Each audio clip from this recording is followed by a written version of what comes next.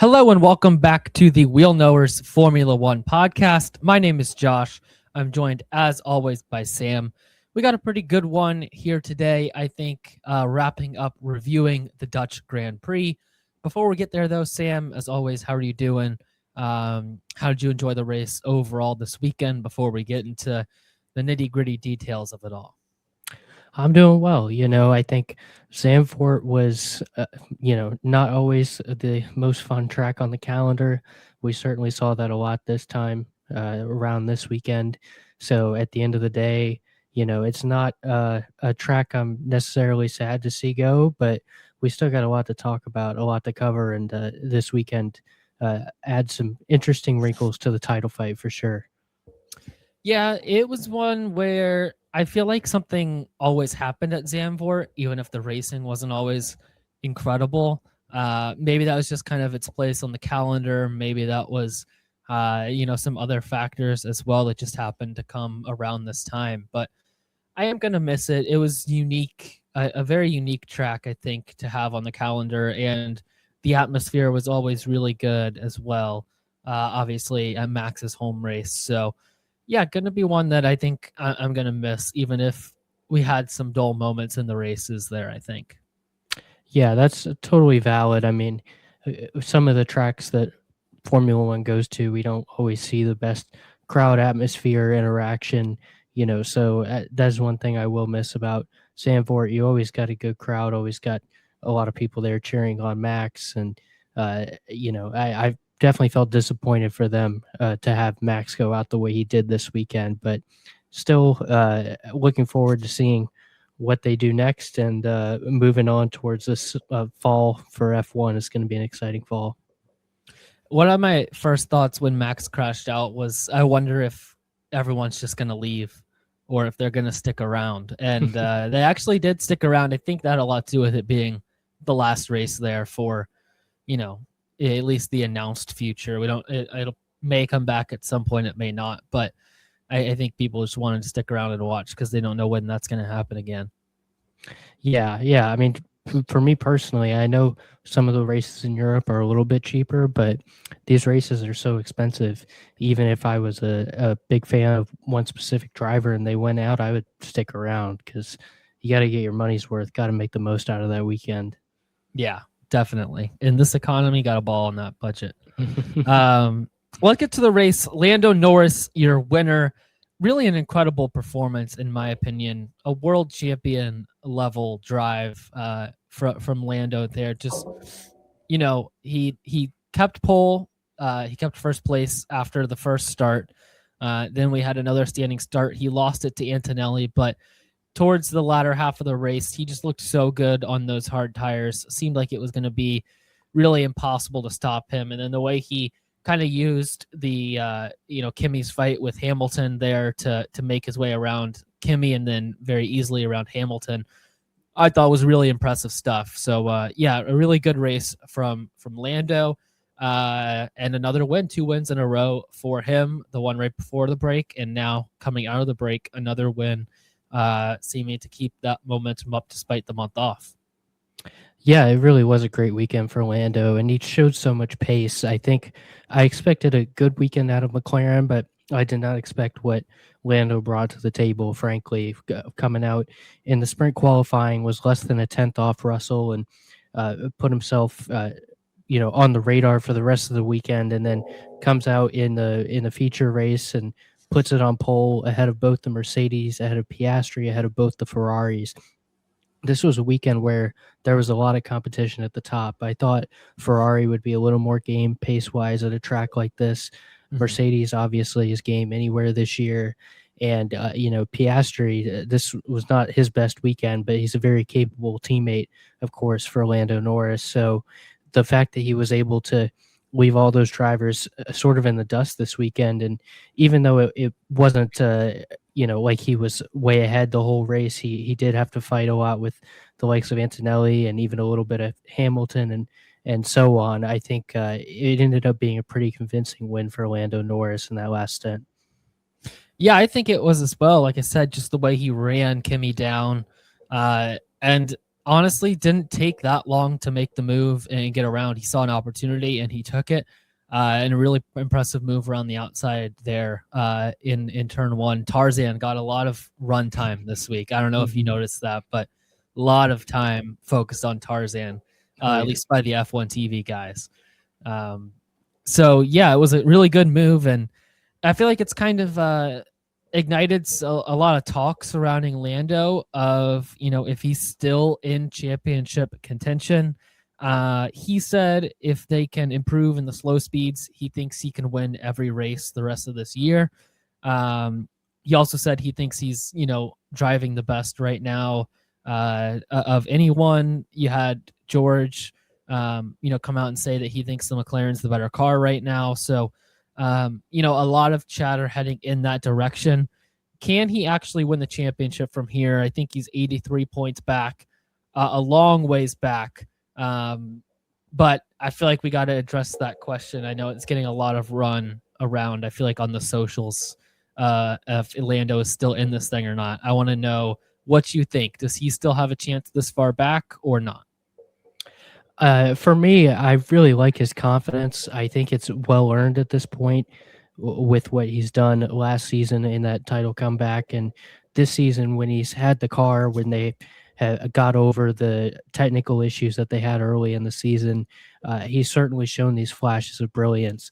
So I think at this point, it doesn't come off as arrogant or cocky like it may have before he won the title. I think at this point it's very well earned, and that's the kind of championship mindset you want to see. Of course, these guys that can go out and believe they can win every race. But I think for me, I think he will be competitive the rest of the season. But well, first of all, I'd like to see it at Monza before I officially give them a title shot, because these last two tracks, Hungary and the Netherlands, they're not exactly the same, of course, but they're both shorter tracks, at not long straights, lower speed. And so I'd like to see it on a track like Monza that's very different, where you'll have to compete with Mercedes for the straight line speed, for example. But I think the other issue too is that I think points just maybe spread a little too thin right now at the top. You have 3 teams now competing every weekend for these top positions. Plus, you have Max usually in there as well. I don't think this weekend, even without the wreck, he would have been up there just because the track doesn't suit them very well. But I think there will be some circuits later in the season where, you'll see him pop up for a podium and whatnot. So I think, like I said, the confidence is well earned. I like to see it, and I hope he can get back in this title fight, because I don't want to see it would be great to see Antonelli win it, to see a champion that young and exciting, but I would love to see some competition here down the stretch. I just think it's not going to be enough given the competition at the top, and just need to see a little bit more from McLaren before I make that next step. Yeah, I agree with you. I think it's a great point about Monza, these last 2 tracks. Very, very much low speed kind of tracks. They very different, but they're also very similar in that aspect, which obviously is something that suits the McLaren that we've seen so far this year. I think they're going to struggle at Monza, and they have an upgraded car, so it's different than what we saw at the beginning of the year, but I still think that is not a strength of their car. I mean, even they were talking on the broadcast about it.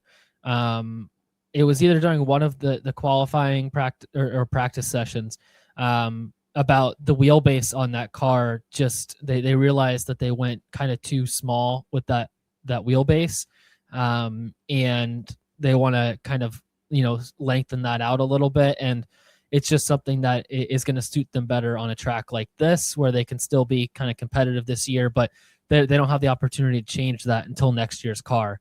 And I think, like we've said, there's a few more tracks that have high speed in the latter half of the season. I don't think that's going to favor the McLaren very well. As much as I want to say yes to Lando still having a chance at this, back-to-back wins, cut the championship lead down, he's still 83 points out of it. and the Mercedes are still a very good car. Kimi is still very consistent. Even this week, it didn't seem like it was his best week, and even compared to his teammate, and yet he comes out with more points than George. He still finishes second in the race, doesn't win the sprint, but he's still right there, just competitive and equal with his own teammate, and still finishing second. And if he finishes like that the rest of the season, there's just not really anything that Lando could do, even really winning out the rest of the races from here on in. So it's I think it's too far out of the realm at this point. Anything's possible. There's a lot of racing left, but I would not put money on it if that's how we're looking at it. Even if the odds were great, I still wouldn't put anything on it. So I would like to see it, but I just don't think it's in the cards right now with where the McLaren is at based on the tracks that we have coming up, and also just the points deficit. I agree. Yeah. I mean, the one thing I am a little bit interested in as we look forward to Italy is this grid penalty that Antonelli has for replacing the engine. He's going to be starting for the back of the grid. I think if this might be their one chance. If they can come out and they do look fast at Monza, and maybe a Lando podium, even if he doesn't win the race, then maybe you can see some optimism. Like I said, I would like to see it at a track like that, because if Kimi can charge through the field and can minimize the damage, even if Lando gains a couple points on a weekend like that, I just think they need more. There's you're running out of time. It's getting dark quick, and I just don't know if he has it in him to catch him. But I'd love to be proven wrong. Yeah, well, let's table this a little bit more until after Monza, and we kind of get a better read on the car coming out of the summer break. But the one thing I will say for Lando is he is driving very, very well at the moment. You saw the gap he had between him and Piastri this weekend was pretty big. And I would agree with him when he says he's driving, the best, if not right there with anyone on the grid right now. And if this was just a single make series where everybody was driving the same thing, then maybe I would, be a little more inclined to say that he has a chance. But it is going to be, I think, an uphill climb. The McLaren's a good car, don't get me wrong, but I just think it's not good enough to make the difference at this point with the tracks we have remaining as well. Yeah, I agree. I mean, just looking at Lando's results right now across the season, at 7th in Belgium, 4th at Silverstone, and 7th in Austria right before these two wins. I think those tracks are obviously not 1-to-1 to Monza, but I think they're closer to Monza and what we might get there. So, like I said, a podium I think even would go a long way. I just don't favor him to win the race over someone like Russell, who is going to have that Mercedes power unit really cooking, and with their aero as well, which has been so great so far this season.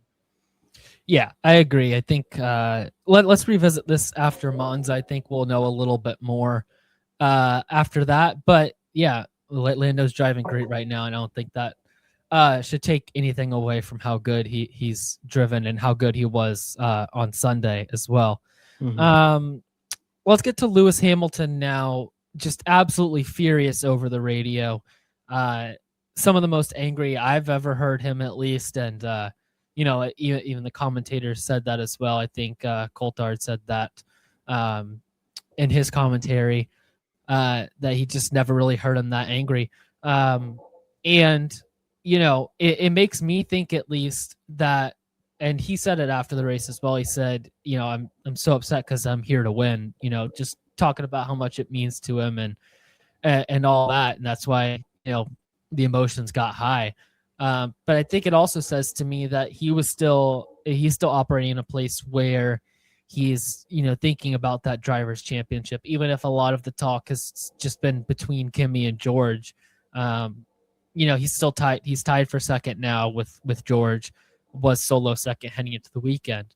And I think that he's still, was really thinking he had a good shot at it, and he still, has a shot at it. But I think to me, that frustration and that, kind of expression of what he said after the race, just to me, it just shows that he is very still, committed to the fact that he might have a chance this year. Yeah, and I think we just talked about Lando's chances and how it's going to be tough to make up ground. I think Lewis has the same mindset right now. If there's just so much competition at the top, it's difficult to make up ground. And I thought this was a track where Ferrari had that opportunity. I thought that compared to Mercedes, Mercedes is fast everywhere, but they have a bigger advantage on these tracks with the long straights. That Ferrari just right now, this is the kind of track where they need to capitalize. And I really thought they didn't this weekend. I mean, that's not really through fault of the drivers, especially Hamilton, who put in a good shift. But at the end of the day, I expected a little more from Ferrari. And I understand Lewis's frustration because even just a podium there, every point matters in these drivers' championships. We saw that last year with Max. Points that he threw away earlier in the season ended up costing him in the end. So I think it's frustrating. I understand his frustration. We saw all race long how difficult overtaking was on the vast majority of the track. So I think as much as I don't always love team orders, I think it sometimes it's a necessity, and it was really necessary for him to give him the best chance right there. Moving him past Leclerc and letting him fight for those podium spots. Yeah, I mean, some of the highlights, he asked, are you using me as a guinea pig? Why are you leaving me out so long? What, like he said after they finally pit Leclerc, he said, great job of wasting time, guys. Really good job there. I mean, he's obviously frustrated, and I think rightfully so, because like you said, any of those points mattered, and who knows if he could have ran down George there at the end and got that final podium spot if they wouldn't have wasted time, leaving him behind Leclerc, not having them switch positions. And he even, I thought this was really pointed too of him kind of in the press, which, he knows everyone's is going to hear. He says, you can see the McLaren or the Mercedes ahead switch spots, and they don't even really think twice about it. George did actually, ask a little bit about it, but they do it, right when they're told to do it. They get out of the way, and that's how they operate. And I thought that was really telling that, he said that in the media because, that's obviously his former team. So for him to say something like that while he is, no longer there at Ferrari, kind of comparing, his old style to the new at Ferrari, I think was just kind of Lewis's way of kind of, sticking his neck out there and saying, this isn't how we need to do things if we want to win a championship, which obviously he has a ton of experience with that. Ferrari as an organization do, but not as much recently. And I think that between the radio messages and what he said after the race, it's kind of his way of taking control a little bit and saying, if we want to get this done, we got to do it a certain way, or else it's not going to happen. Yeah, sometimes when you're a 7-time world champion, you have to lay down the law a little bit and say, I know best. Yeah, I think it was just a really worrying weekend between the strategy mishaps and then also in the press, he was talking about their pace. And, he said, I don't know whether or not we could have got by because the Mercedes is just so quick. You saw the McLaren fly past just on power. We're losing like 0.4 of a lap here just on straight lines. I mean, to be losing significant time on straight lines at a track like Zandvoort when you've got Monza coming up, you've got Baku and Vegas coming up later in the calendar.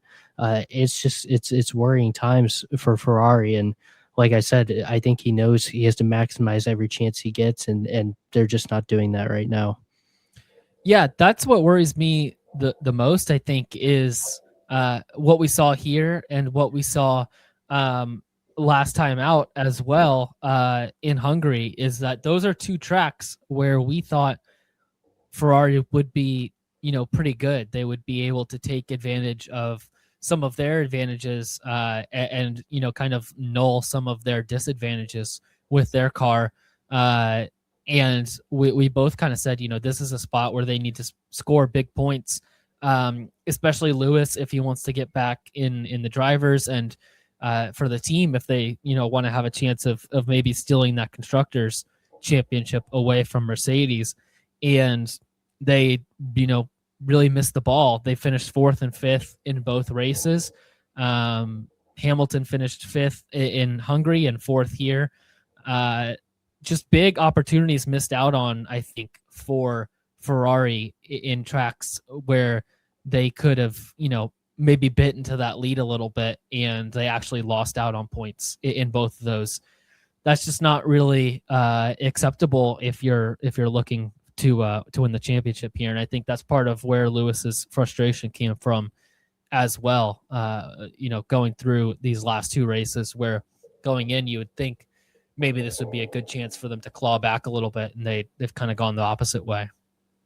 Yeah, I agree wholeheartedly. I mean, looking at the lap times and the pace throughout the race, they were both Ferrari drivers were behind Antonelli and Norris. So to essentially, when you're getting the most out of the car, have the third fastest car on pure pace, just not a great look when you're trying to fight for championships. And this is supposed to be a track that favors you. So disappointing weekend, strategy, pace, the whole 9 yards. It wasn't a double DNF disaster kind of weekend, but it was for a weekend where you still have a respectable finish. It was pretty rough for Ferrari. Yeah, it's not good enough. That's kind of what it boils down to. You would have wished to have seen more from them this weekend, and we just didn't get it. So yeah, not a good place for Ferrari, championship hopes at the moment, just based on these last two races. And as much as we talked about it for the McLaren as well, I don't think it's going to be much better for them at Monza. So yeah, it's a tough little stretch here for Ferrari, and I think it was a big miss from them this weekend, not scoring more points than they did. Yeah, it was. We'll see if they can get it turned around at their home race, but I don't really have my hopes up, at least for that one. Yeah, I agree. You want to talk a little bit of Russell? Yeah. There's a lot to talk about. Yeah. Well, Russell, he starts the race in second, right behind Lando. Gets a pretty bad start, to be honest. Loses out track position there. Kind of makes his way slowly back up and actually finishes in third, which after the start is not a bad result. But with where he started and, what he needed this weekend, it definitely was not what he was looking for. And I think a lot of it came down with Russell, came down to kind of what happened near the end of the race, when he was kind of basically told to get out of the way for Kimi.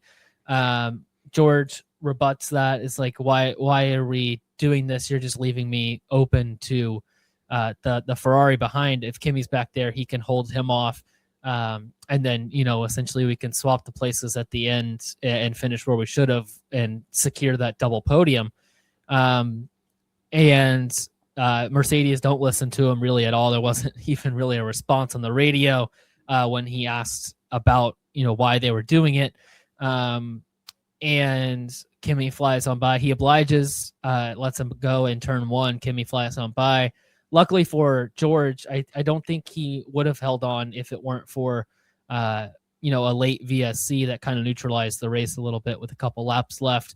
But lucky for George, rather, he holds on, secures that podium spot. So in the end, kind of null and void doesn't really matter, but I do think it's worth discussing, the situation there with the team just completely disregarding what he was saying, when, to be honest, he's not really wrong in that spot, at least in my opinion, with what he was trying to convey there. Yeah, it's funny. I thought this was going to be a little bit more of a hot take, but then I got in the doc and saw that you agreed with me, at least with my thought process, which was that even though he wasn't he really being truthful probably about his reasoning when he's like, oh, it's a team game. This is what's best for the team. You know, Mhm. of course, it's also what's best for George. Yeah. But at the end of the day, he was right there. I mean, they put George at risk to both the Ferraris on these newer soft tires, and they don't really gain any reward from it because even though Antonelli was also on newer tires to Norris, he finishes 11 and a half seconds back. You know, it's not like he was banging down the door. We we've just talked about how difficult it was to pass at Zandvoort Mhm. anyways, you know, so of course it was difficult for the Ferraris to pass too, but you're giving him two chances there. He could have fallen all the way down to fifth, and there's no reward at the end of the day. Antonelli wasn't even close to winning the race. So, yeah, hindsight's 2020. Maybe you think if you do that again, Antonelli gives it a better run or something. But I just think it was a poor decision from Mercedes to put George at risk like that, and just didn't see any reward on the other side. The juice was not worth the squeeze this time around. Yeah, I think I agree with George's sentiment here. The only thing you could say is, well, you leave Kimmy back there. You know, if he makes a mistake in a position he's not really supposed to be in, then we're losing out on big points for our championship leading driver, which is a fair rebuttal. But I think it's more just, to me, it's a real tough look when George is, trying to explain his side of things, and it's not even really getting through. Uh, Mercedes could care less what he had to say at that point, to be honest. When he had some, valid points to his argument, um, but I think Mercedes' decision to not really listen to any of that, obviously, you're going to favor the guy who is in the championship lead, especially when he has like a 50-point lead like that, in a situation like this, to not have a catastrophe. For Kimmy, maybe he gets into an accident or something, and trying to defend the Ferraris behind, like I said, when he shouldn't be, and loses out on a ton of points. But I think that just shows that right now Kimmy is a number one driver, and George is a number two driver. I don't think they're gonna outright, say that, and they're gonna outright, favor him in situations where they don't really need to favor Kimmy. But I think in a situation like this, where they see, the downside for Kimmy and his driver championship, I feel like they just kind of weighed those between that and, maybe losing out on one position for the team.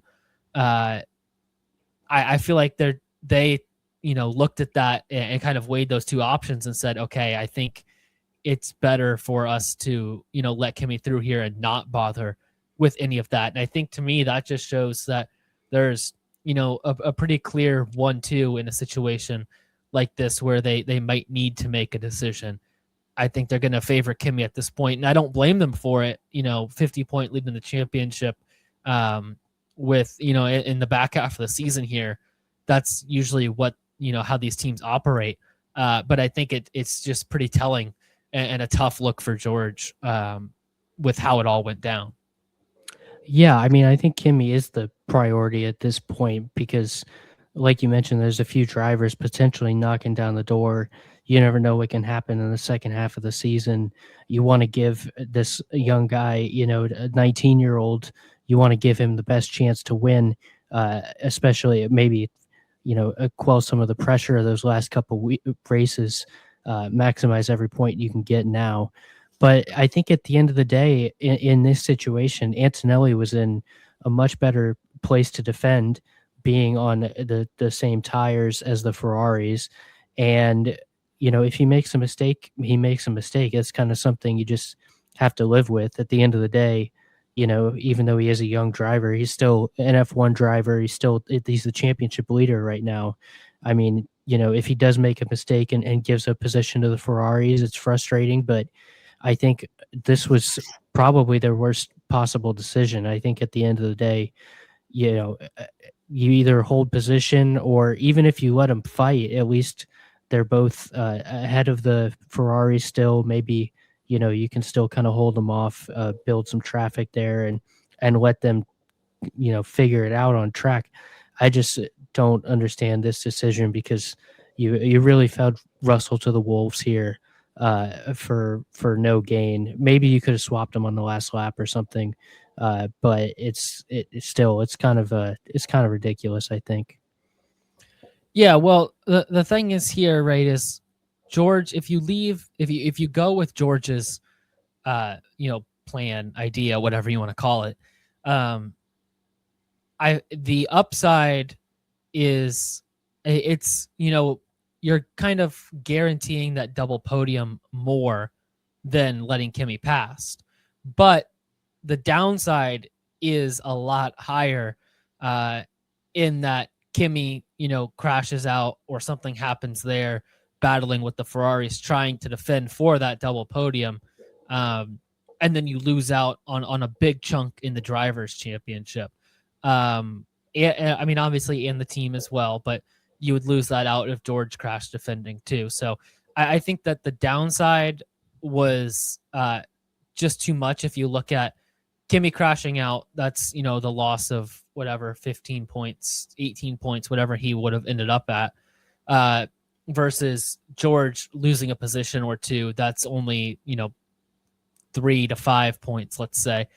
I just don't think that they were willing to, risk that higher points drop, if you will, than what, the ultimate outcome would have been, leaving George to defend himself out, for the Wolves like that. Yeah, I guess so. I just still, at the end of the day, I think you're just putting your driver in a really compromising position there when you didn't have to. And yeah, I understand George's frustration, even if he seemed to take it a little bit better than most people expected on the radio. I'm sure there was some frustration there, and I understand it wholeheartedly. Yeah, I mean, George is right when he asks, is Kimi going for the win, as kind of his thesis for going about trying to make this argument. Kimi obviously wasn't going to get the win at that point, unless there was a safety car and they bunched back up. Then maybe on the fresher tires he had a decent chance. He wasn't going to run him down though, and I think that's the point that George was trying to make: is we can play the game here, secure our double podium if you leave Kimi behind, and we'll swap, right at the end, get the positions where they, should have, would have ended up. So I get his whole argument, but I'm just looking at the other side too of, maybe why Mercedes didn't make that, because I agree a lot with what George was saying. But at the same time, I think maybe Mercedes was just looking at that, points loss risk and just going, it's not worth it to try and maybe play this game here. Yeah. I get that. There's two sides to the coin and everything, but I still disagree, I guess, with their tactics. Yeah, no, I think that's fair. I think a lot of question marks were asked about that, for why Mercedes ended up doing what they did. Let's move to, we had a couple interesting driver swaps this weekend. Before the race weekend, Isaac Hadjar announced that he would not be taking part this weekend due to a wrist injury he sustained over summer break. That vaults Liam up to the second Red Bull seat for the weekend, and Yuki Tsunoda back into the fray for this weekend, back onto the grid. And Liam finishes in P7, in I would say a pretty good showing, stepping up to the Red Bull team this week, while Yuki finishes P11, and I would also say a really good showing, stepping into this car, a much different car than he has been used to driving in his Formula One career, and putting in a really good weekend, in my opinion, finishing P11. But who was the more impressive guy in their fill-in role to you? Liam at Red Bull or Yuki at Racing Bulls? I was really torn on this, And I actually originally I was going to go with Liam, and I do think Liam was very impressive, but I think I'm going to end up going with Yuki here, just coming in off the bench. I know that he spent a lot of time in the simulator and whatnot, so it's not totally foreign, but this is his first race in a new reg set. And to come out and nearly put it in the points, really show some impressive pace. I think I don't know what it'll do for the future of his career. I don't know if it's going to help get him another seat or whatnot, but I do think it showed what we all thought, that he could be very effective as a substitute. I thought he did a really solid job, came in and was right there with Lindblad on pace, who has been really good all year and has been in the car the whole time. Liam also did a great job, and he did everything that Red Bull needed him to do. He came in, brought the car home safe, came in seventh, which is really the best I think they could have hoped for this weekend. So no complaints on either side. But I'm going to lean Yuki because I think he showed some really good pace fresh off the bench. And even though his strategy was a little all over the place and, it was a crazy race up and down the midfield, nearly found his way into the points right off the bench. So I think that was really impressive. Yeah, I gotta agree with you. I think Liam, they both did really good jobs in their fill-in roles. I think they both honestly did as good as you could have expected them to do. On the short notice, stepping into new cars for both of those guys.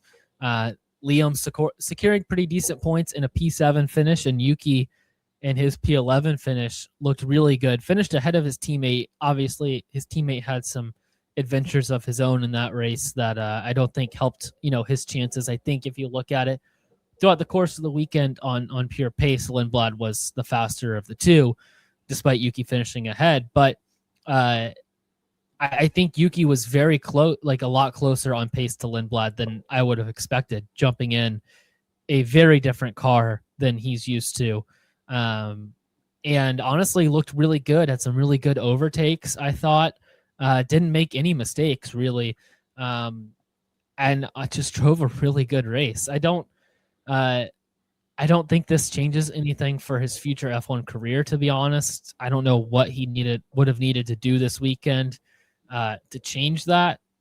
But so that kind of stinks, looking at it from that perspective. But I do think it was a really, really impressive drive. And if anyone was very close to on the fence of signing Yuki for next year or in the future, I think this drive certainly helped his chances of, maybe securing that spot going forward. Yeah, I think unfortunately for him, he's not really going to end up with a Nick DeVries kind of thing where he comes in for one race and looks really good and then gets that seat. Obviously, he was a little different because he hadn't had a seat previously, but I don't really see that happening. I think like you said, there wasn't really a result because there's such a gap between the top four teams and the rest of the field. Mm-hmm. I don't think there was a realistic result that would have really put him over and really been mind-blowing.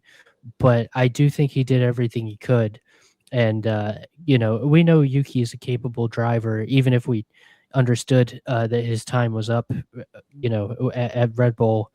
I think there's maybe a future for him. Certainly in this reserve role, I think he's a guy that's great for promotion and the socials and all that stuff, a guy you like to keep around in a way that they kept Ricardo around for a while. Mm-hmm. And he can come in and do a job on track as well. So, a really good weekend for Yuki. Whether or not it leads to anything, I think it's still really cool to see, and it was great to have him back out there.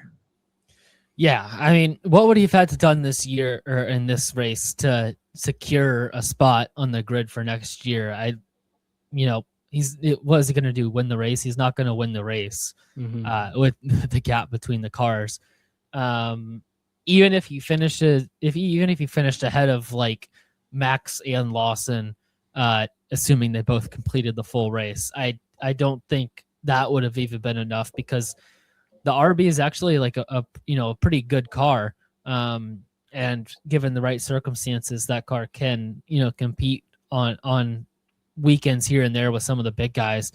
So yeah, I just, unfortunately for him, I'm just not sure there's a result that would have been enough. But I think that that doesn't take anything away from this result because he drove really well. To be anywhere near the points was honestly a really impressive result from him. And it does prove to some other teams that he can come in this reserve role type and fill in and do very well with limited track time and test time and all that. So yeah, I think it was good, and it was certainly a good thing for his career, but I'm just not sure it was gonna vault him into the second phase of a 10 plus year second phase of his career by any means. Yeah, I think it on the off chance that it does, I think it's gonna have to be somewhere else, maybe an Aston Martin or a Haas or something like that. I think right now that Red Bull stable is just too deep. They're already having not issues because it's an abundance of riches, but they're already having these debates next year over whether or not to bring up Solov. Both the RB drivers are having nice seasons. Hadjar has had a nice season as the second Red Bull driver, and you just signed Max to an extension. There's just no room right now at Red Bull, unfortunately. But I'd love to see him catch on somewhere else or stick around at this reserve role because he's great to have out there on the grid in some capacity. Yeah, I mean, going to Lawson for a little bit, I think he kind of proved to me similar to what I saw from Yuki, and that he was really close to his teammate, and being very close to Max Verstappen in the same car is a very good feat.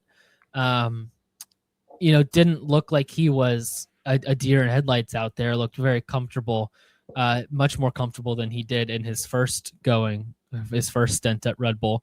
And he finished how many seconds behind, like 30-40 seconds behind Piastri, which isn't great on its face, but he had a 10-second penalties thrown in there. And he's obviously come in on short notice, only had one practice session, all that stuff. I think he held his own very well in that seat, and I think because he's in a similar situation to where Yuki would have been in that I don't see him staying in the Red Bull organization for much longer. He didn't do enough this weekend to, we got to put him in, and Hadjar's automatically kicked out of that seat. I don't think Red Bull are at that point in their organization anymore either to do something like that. But I just think he did enough to showcase to some other teams that if you want some quality F1 talent, I'm right here, I'm available, and it's just not going to happen within the Red Bull organization. Racing Bulls is a young guy's team at this point.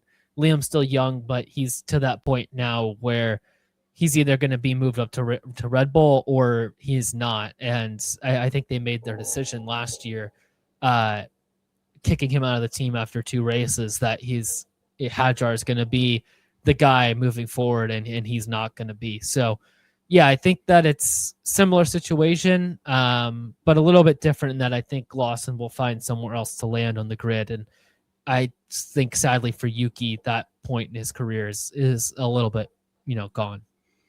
Yeah, I think to the point you just made about Yuki and comparing it to Lawson, I think there's nothing that Lawson could have done that would have been like, oh, he has to be in the Red Bull team next year. He could have won the race, and it still would have been like, oh, great weekend, great effort. It would have done a lot for his market with other teams, but they're not just going to kick Hadjar out of the seat like that.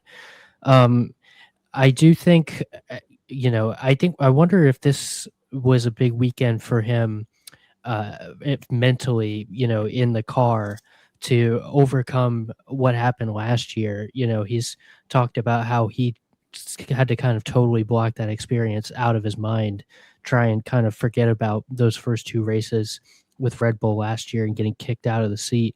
I wonder if this is a bit of closure for him to know that he is capable of competing at that level. He was off the top dogs, like you said, off of Piastri and everybody else at the top there. But he brought the car home where it needed to be, did a good job, and got solid points for himself and managed to scrape a few points for the team after Max went out. I think this was a big weekend for Liam. Even if he wasn't up there competing for a win or for podiums, I think it may have gone a long way for him and for other teams to show that he's capable of bringing it home, and that sort of little stint of his career at Red Bull was just a little blip on the radar and nothing more than that. Yeah, well, at least I assume you do too. Want that more than anything. We love Lawson here on this year podcast, and I want him to stick around as long as possible. I just think he, brings another dynamic to the track and to the race that we don't see from everybody. I mean, even in that first lap, through turn 3 there, the big banked turn before Max crashed later in the lap, he was side by side with Max, obviously not being afraid to take it to his teammate who is in a separate place in F1 of being a number one driver within a team. So yeah, I just love that about Liam, and I think this weekend was good for him and sticking around somewhere as well. So yeah, good for Liam. I think this weekend too. Yeah, I would love for him to stick around. I don't know if there's going to be an opening at Cadillac, but I would love to see him at Cadillac or Haas because I think he follows the footsteps of guys like Ricardo and Bottas that are come from overseas, but they're spiritually American. I think he would be a great fit at one of those teams. We talked about him at Haas and the Magnussen role in the past. So I'm hoping he can. Yeah, exactly. Yeah, I'm hoping he can stick around at least in a team like that for a little while. Yeah, I mean, we've said it before, he's got Haas written all over him. K-Mag reincarnated. I've said it many times. It's fun to watch. So I hope he sticks around somewhere. I think he will. I think he's been really, really good this year, to be honest. Fernando Alonso finishes 9th in the upgraded Aston Martin, the upgraded Honda engine. Are we finally here? Has Aston Martin found their way out of the doldrums of the sport from having one of the worst modern F1 cars at the beginning of the season to a solid 9th place result now for Fernando on pretty pure pace and some good strategy as well, but it wasn't like the Monaco 10th place finish. This was a pretty legit result. Where do we stand with Aston Martin after seeing that upgraded engine for the first weekend here? Yeah, I think we're back. I mean, it's just back to the midfield, but I think we're back. I think it's funny. We were talking earlier in the weekend, and we both thought that their engine upgrades were kind of underwhelming, that they didn't really deliver what we had hoped, and I still think they were a little bit lacking on pace compared to what we expected, and that might come back to bite them next race in Monza and so on. But I think Fernando's just such a driver. He can make the most out of any situation. Just the fact that he has a car that can battle now, even if it's for 9th, 10th, 12th, whatever it is, it's just so much more fun having him in that position. Now he's the first 45-year-old driver to score points since Graham Hill in 1974. Love that. Yeah, what an achievement right there. I think he might not be Sonny Hayes yet, but as far as older drivers, he's really etching his name in the history books. So yeah, I can't say enough about this Alonso drive, doing 35 laps out there on the softs to start and to build that position up, and then put him in a great spot later in the race. Yeah, what a guy. What a weekend. Yeah, he was out there cooking. I like it. I think back to the midfield, that's where they needed to be by the end of this season, I think. And, we need to see more results other than just one, but it's definitely a big step in the right direction this weekend. And, maybe gone are the days of Honda forgetting to build an engine until January and we're at a point now where they can be pretty competitive in the midfield, and who knows what happens from there on in. I think it's Fernando said he's happy and relaxed now after this weekend. I like what we're hearing, out of that side. If you're an Aston Martin fan, it's definitely gotten, it's getting better. I think obviously the boost from the Jets owner becoming part owner obviously helps. He's a guy who knows how to run an organization perfectly. And I think we're seeing that come to fruition here in F1 with Aston Martin. So he loves his green teams, I guess. Does the Jets owner? Mm-hmm. Yeah, he loves winning green teams. Yeah, just the two winningest green teams of all time, the Jets and Aston Martin F1. Many people are saying this. Many people, everyone's saying this. Let's move to a little more midfield madness. I feel like there was some points there where we got some really good action between the midfield. We got Audi. We had the Racing Bulls. We had the Alpine cars, just kind of all mixing it up there for those last few positions. Ultimately, Hulkenberg finishes P8. And then we had Fernando P9, Gasly P10, Yuki and Lindblad 11th and 12th. So we had a nice little battle there amongst the midfield teams. This has me thinking, I was thinking about the tiers of F1 so far this year. And I feel like we have F1 right now is Mercedes, Ferrari, McLaren. Then we got F1.1, which is Red Bull. Then we have that's F1.25. Then we have our F1.5 boys, which are Audi. Now I think has vaulted themselves into that conversation a little bit more. And along with the Racing Bulls and the Alpine in our F1.5. Then we had Williams and Haas in their own little battle for F1.75. And then I'd say, well, maybe, you know what? I think we got to add Aston Martin to that F1.75 now. And then we have F like 5,000. We have Cadillac sitting there. So those are, I think, the tiers that we have right now in F1. But the midfield madness continued this week, and some really good racing between the F1.5 group. Yeah, I think for me personally, my big takeaway was that it was a big weekend for Alpine.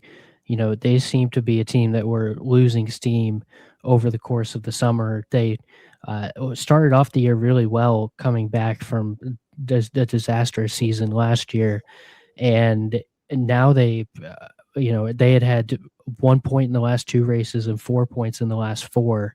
They seemed like they were really losing ground to Racing Bulls, who were just surging, were on fire.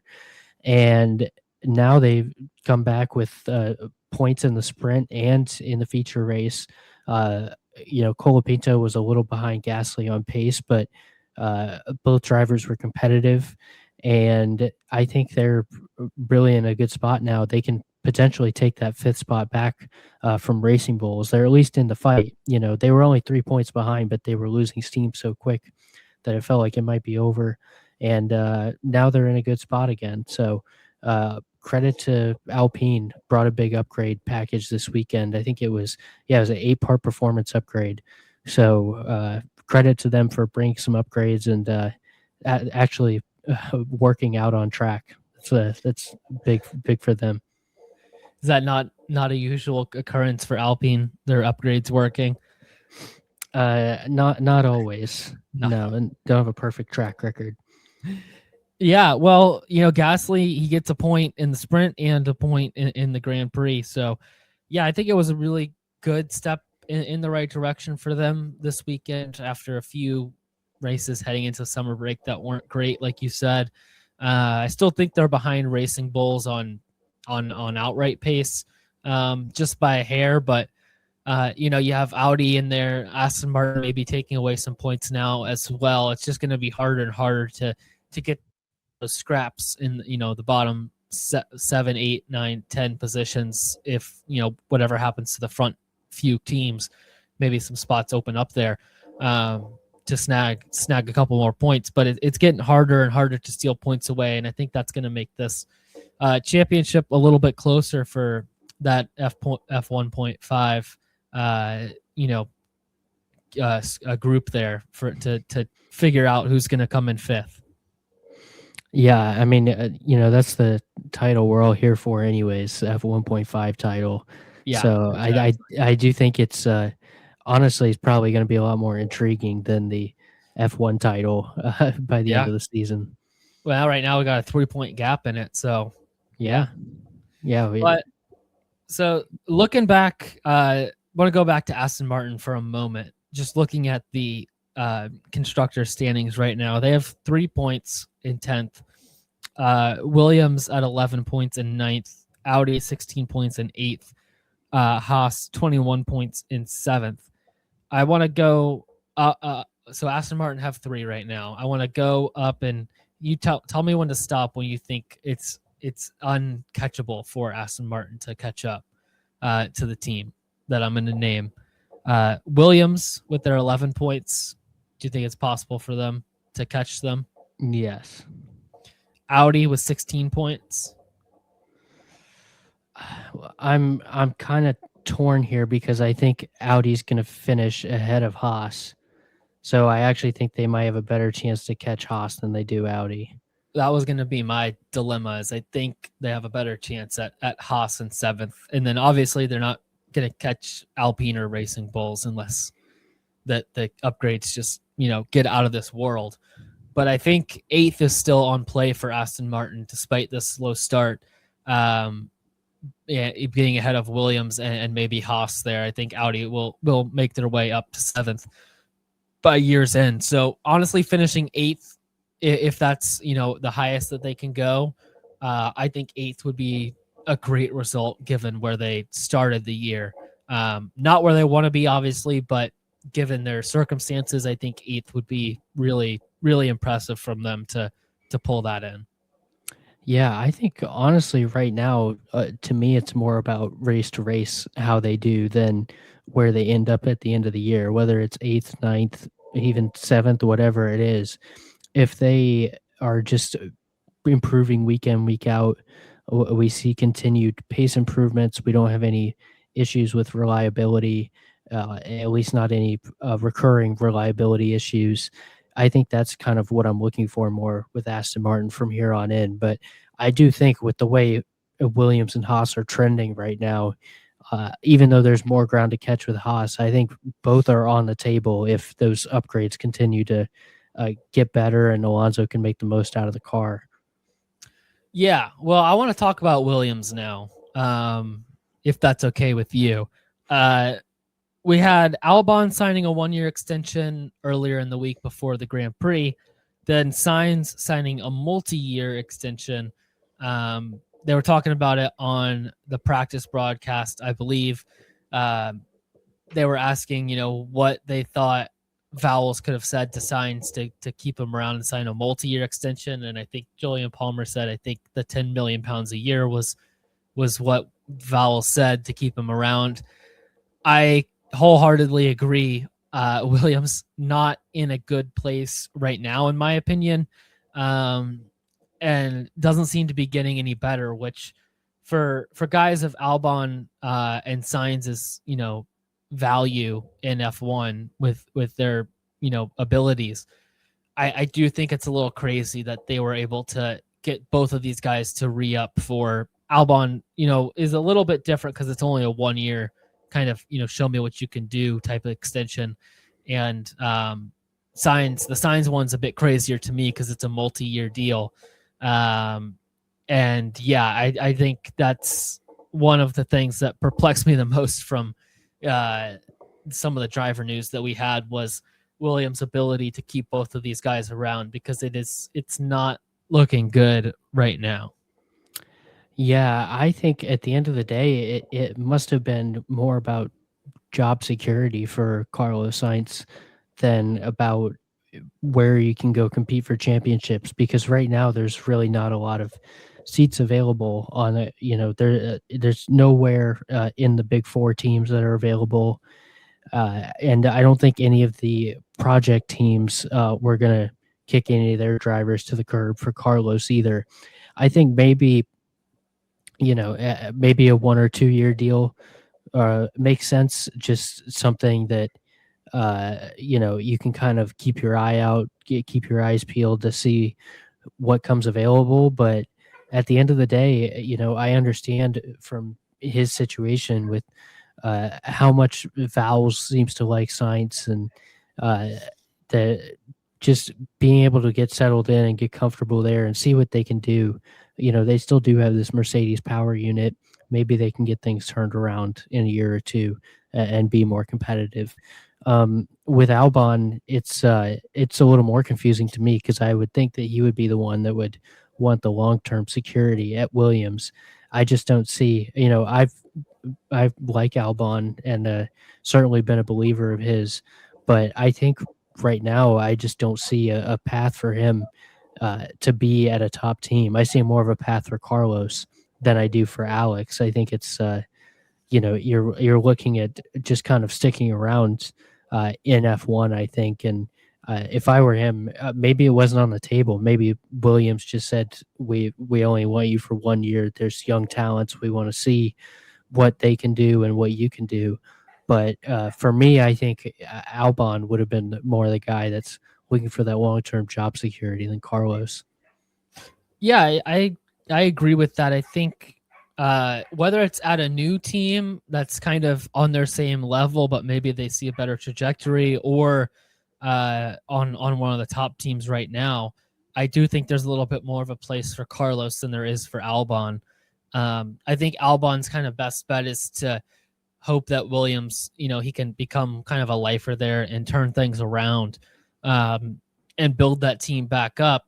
Whereas Carlos, I think I think you're kind of hoping for the same thing if you look at an Audi or an Alpine or even an Aston Martin type situation.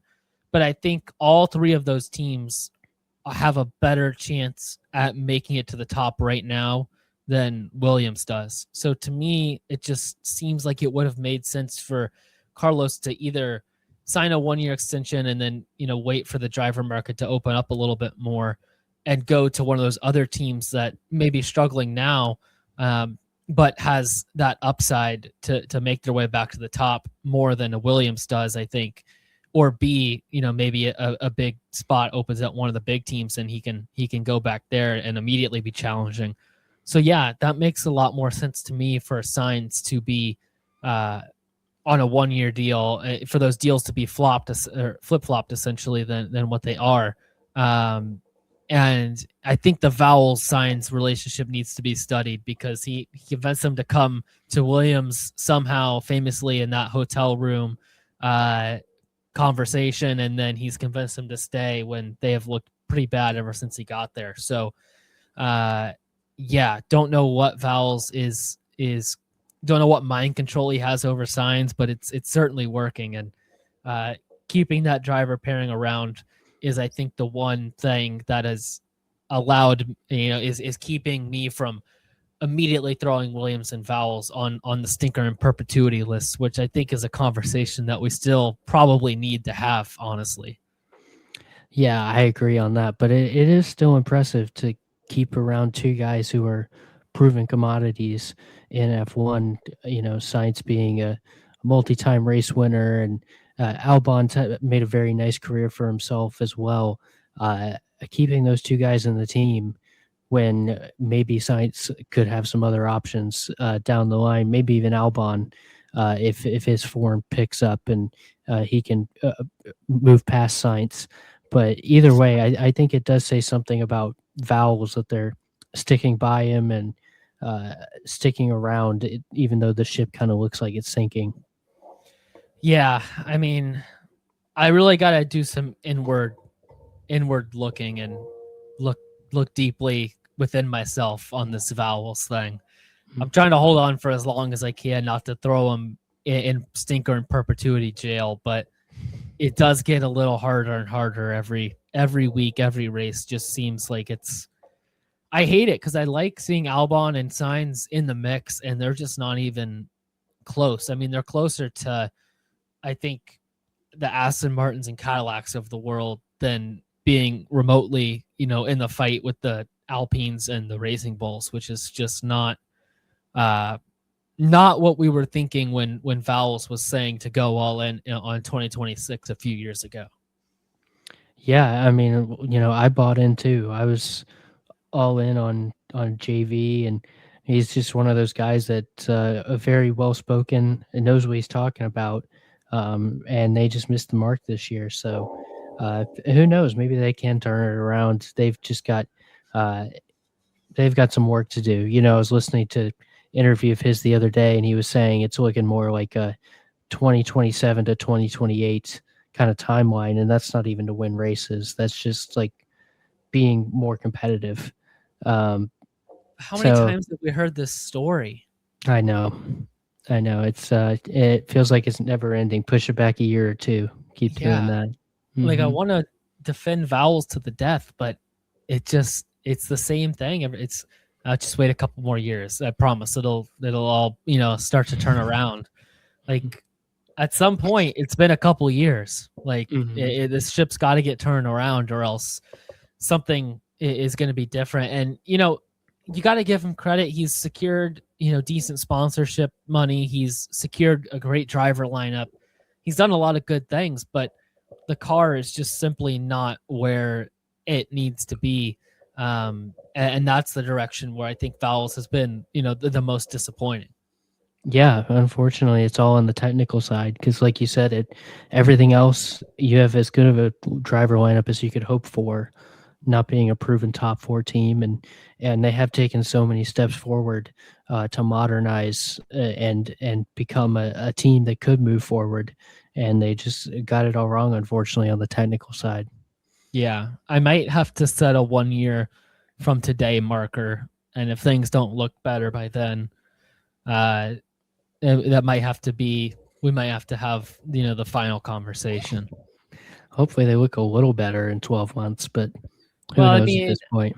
Yeah, they don't have to be winning races by then, but they can't look like this, or even a shell of this in 12 months, I think.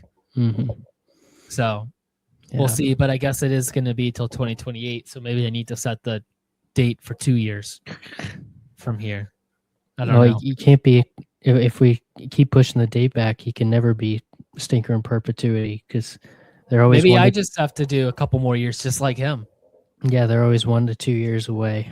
Yeah. And my call on this is always going to be 1 to 2 years away as well. Exactly. All right, let's get to our personal podiums. P1, I have Fernando Alonso. Got to do it to him. Finished P9, secured 2 points for, the great Emerald Green squad. And yeah, I don't have much else to say. We already talked about the Fernando thing, but just really impressive from him to get that car to where it was. And yeah, I think good things to come in the future, maybe for Aston.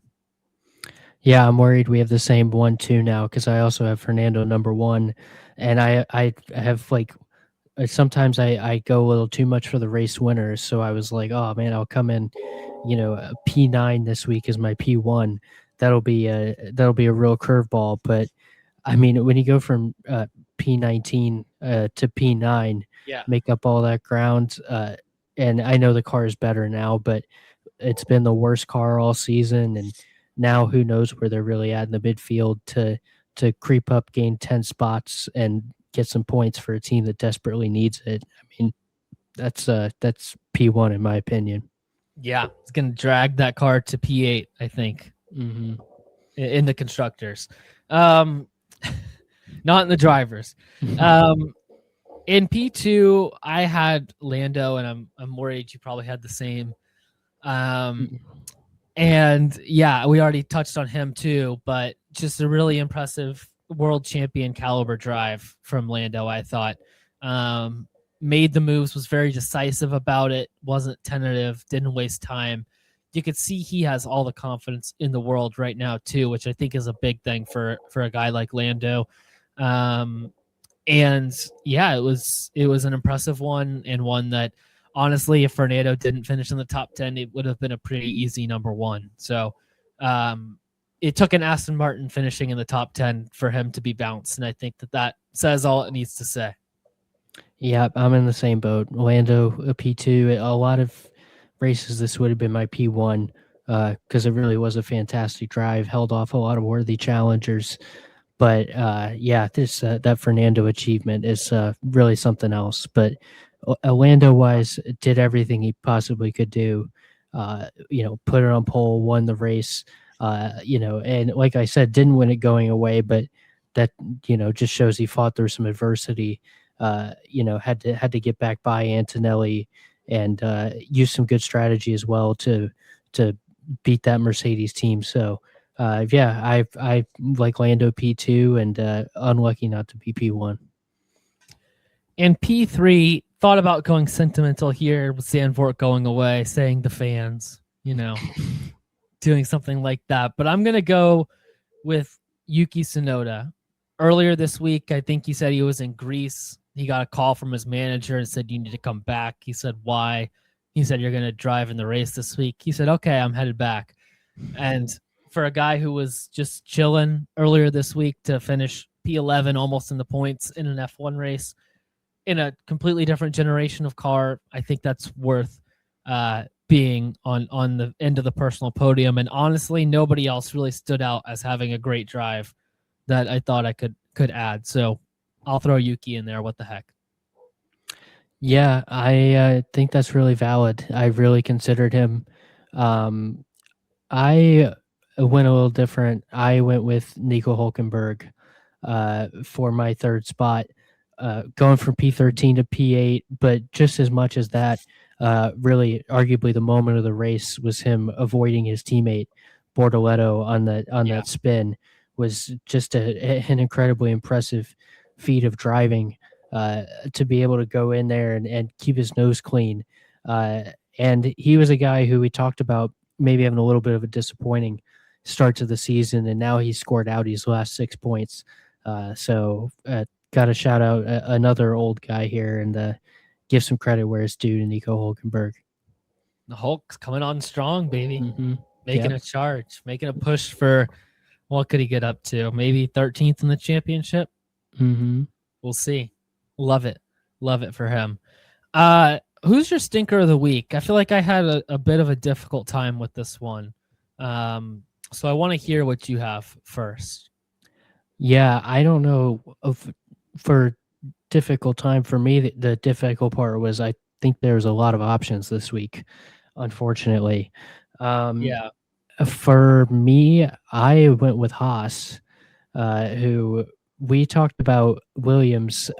Haas is in basically the same boat, honestly. I think just their expectations for the season was lower, but neither team, I believe, has scored since Monaco.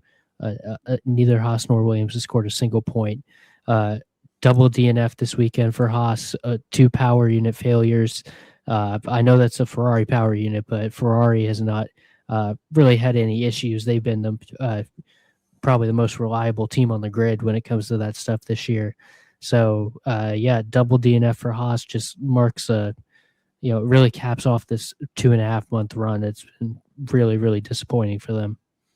They did look really good coming out the gates, didn't they? And then kind of just floundered it from there. We obviously got Esteban added to the stinker and perpetuity list. I have to say he's done a little bit better since, but he's staying on. Yeah. I saw a pretty good picture of him after he retired from the race, watching the race on his phone, just sitting there chilling. Those are my favorite pictures, when the guys have to retire and just sitting trackside, watching in a chair, taking one of the marshal's chairs. Yeah. I love that stuff. Let's just go Max. He crashed in front of his home fans at their last race in a while. I don't know. I felt like everyone was just kind of mid in this race, to be honest, bar like the Fernando and Yuki and a couple of those stories. It just kind of felt like some guys just retired with issues. Some guys were just kind of putting along out there. And yeah, I think, a little bit of a letdown for the Dutch fans to not see their guy, at least get to complete a little bit more of the race than almost finishing the first lap. But yeah, I'm just gonna go Max here for that. I mean, obviously, it was a pretty easy mistake to make, given the conditions and all that. But yeah, just for the situation, I think I'll go Max here. Yeah, I didn't have Max much on my radar. I understand why you picked him, and certainly that's frustrating for the fans and frustrating for him, I'm sure. I just looked at it as, even though it was not really contact incident, it's just a lap one, just fresh off the rain, just caught the curb the wrong way and spun it. It's a mistake certainly, but it happens to the best of them. So I don't know. I did see someone had put out there that said this was his first unassisted retirement from a race since 2016, not being involved in an incident with another driver or having a mechanical issue. This was his first retirement since 2016. And that is a pretty crazy stat if true. I feel like I've seen that stat 100 times after he's had something go on in a race. So maybe it's not true, but if it is, that's an insane stat. Yeah. If that one's true, you got to tip your cap. Yeah. Did you consider anybody else for your stinker? Because I had one more that I considered. No, feel free. Throw them all out there. Well, the one other one that I really considered was Oscar Piastri, who was I think that's fair. Yeah, I mean, he finished more than 30 seconds behind his teammate, who won the race, finished P6, and was just off the pace from Lando in every session this weekend. So, yeah, I mean, I just really felt like he was kind of he was scrapping a little bit at the start, but it just was not his weekend. It started P4 and finished P6, lost ground to both the Ferraris. Wasn't perfect strategy, but also was not his best weekend behind the wheel. Yeah, well, not to go back to where we started here, but that's another thing about Lando's little run here is that he's really opened that gap to his teammate. It was pretty close between the two before these last few races, and Lando's really opened that up. And for all the talk about McLaren having, with George saying McLaren's the better car now and all this stuff, it's really only been Lando that's kind of taken advantage of that. And whether that's the car just suiting Lando a little bit better or what exactly is going on I'm not sure, but I think it's worth pointing that out, that Lando has kind of taken that car to new heights, while Oscar's kind of just been in that same spot they have been most of the year and hasn't really taken advantage of what this new upgrades, all these upgrades that they've brought throughout the year have really, given them. Yeah, I think, it's pretty striking that Oscar, first of all, he's 55 points behind Lando right now. Yeah. And he's behind Max, who is Max, but is in the fourth best car this season and has had bad luck of his own too. So yeah, it's been kind of a disappointing Oscar season. He's had his moments, but he sort of feels like kind of a little bit of an afterthought compared to the other top guys right now. You know what? I do have one addition to Stinker of the Week. And that is our boy, and this will kind of go in because I didn't really have much to say about them as well, but a little Cadillac corner. Sergio Perez being 23rd in a 22 driver championship. That's always tough when you get you're farther down than how many drivers are in the championship full time in points. That's always a tough one. So I'll shout that one out too. Yeah, that's a tough beat. Another weekend too where he was behind Bottas in qualifying. Mm-hmm. So I mean, make of that what you will, but sprint qualifying and the GP qualifying, he was behind Bottas both times. So he's definitely fallen off the pace a little bit these last few races. Yeah, he hasn't been as good really since the whole, the early on in the season, Bottas having some big issues has kind of flipped around a little bit. But there's also a lot of buzz about him, and other teams too for the next season. So who knows? Maybe he's just kind of taking his eye off the ball a little bit there. But yeah, it has not been a great run of form for him. You never want to sit 23rd in a 22-man championship. That's for sure.